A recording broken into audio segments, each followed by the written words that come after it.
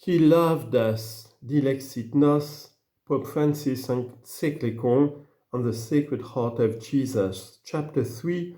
This is the heart that has loved so greatly. Devotion to the heart of Christ is not the veneration of a single organ apart from the person of Jesus. What we contemplate and adore is the whole Jesus Christ, the Son of God made man, represented by an image that accentuates his heart. That heart of flesh is seen as the privileged sign of the inmost being of the incarnate Son and his love, both divine and human. More than any other part of his body, the heart of Jesus is the natural sign and symbol of his boundless love. Worshipping Christ.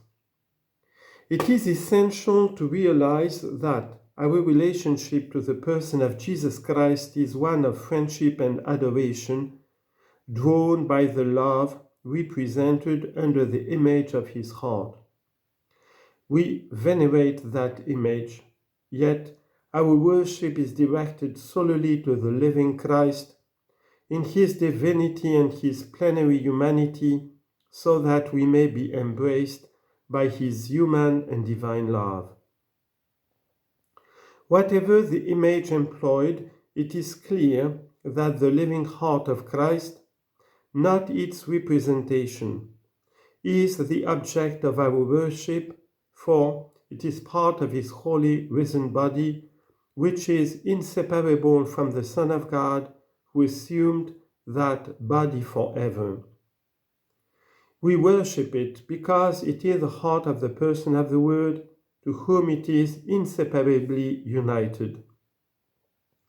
Nor do we worship it for its own sake, but because with this heart the incarnate Son is alive, loves us, and receives our love in return. Any act of love or worship of his heart is thus really and truly given to Christ himself, since it spontaneously refers back to him and is a symbol and a tender image of the infinite love of Jesus Christ. For this reason, it should never be imagined that this devotion may distract or separate us from Jesus and his love. In a natural and direct way, it points us to him and to him alone, who calls us to a precious friendship marked by dialogue, affection, trust, and adoration.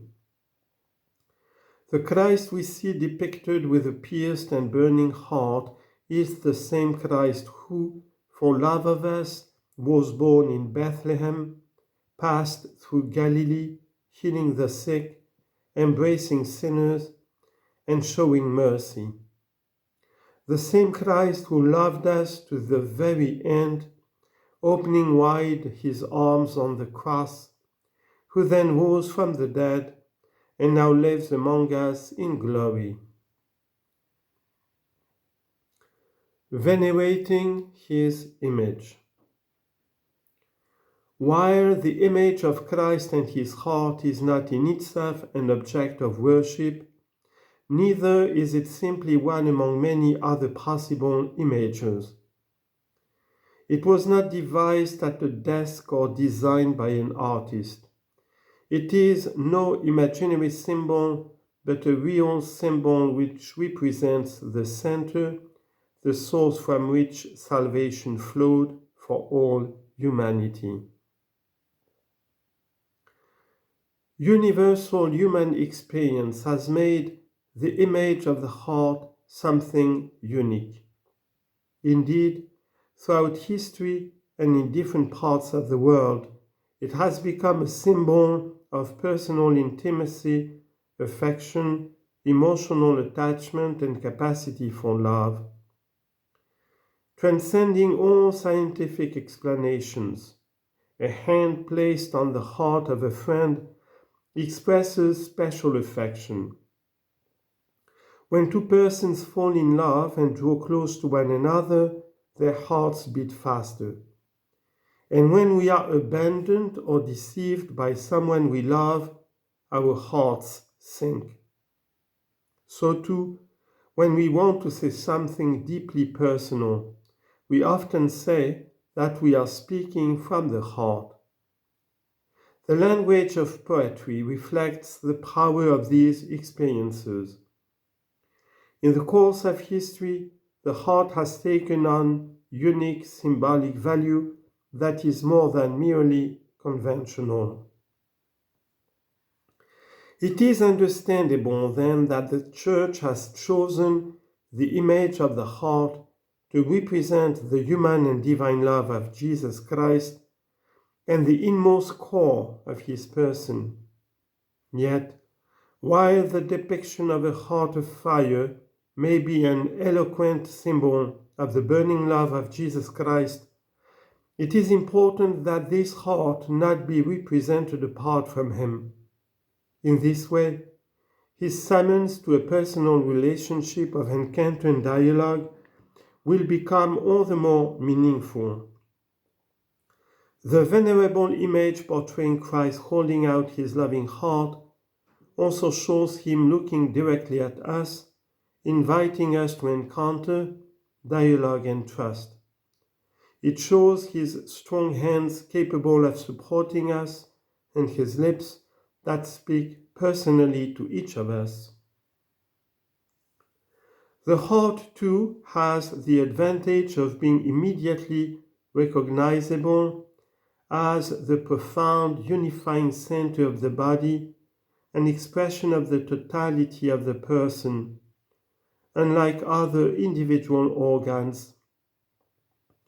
As a part that stands for the whole, we could easily misinterpret it, were we to contemplate it apart from the Lord himself. The image of the heart should lead us to contemplate Christ in all the beauty and richness of his humanity and divinity.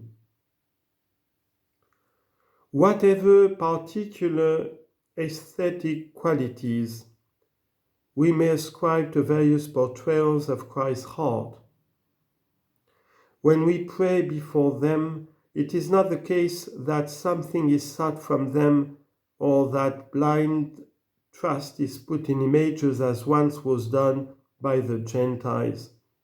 Rather, through these images that we kiss and before which we kneel and uncover our heads, we are adoring Christ.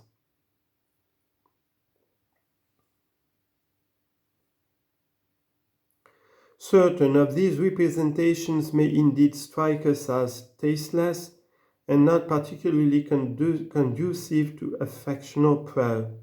Yet, this is of little importance, since they are only invitations to prayer. And to cite an Eastern proverb, we should not limit our gaze to the finger that points us to the moon. Whereas the Eucharist is a real presence to be worshipped, sacred images, albeit blessed, point beyond themselves, inviting us to lift up our hearts and to unite them to the heart of the living Christ.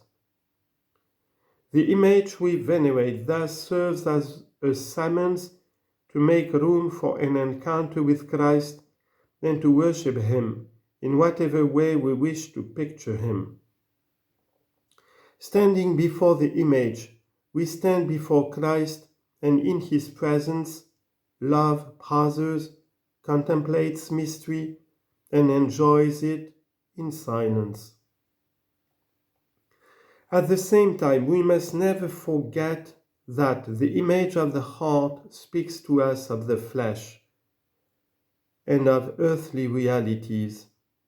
In this way, it points us to the God who wished to become one of us, a part of our history, and a companion on our earthly journey. A more abstract or stylized form of devotion would not necessarily be more faithful to the gospel. For in this eloquent and tangible sign, we see how God willed to reveal himself and to draw close to us.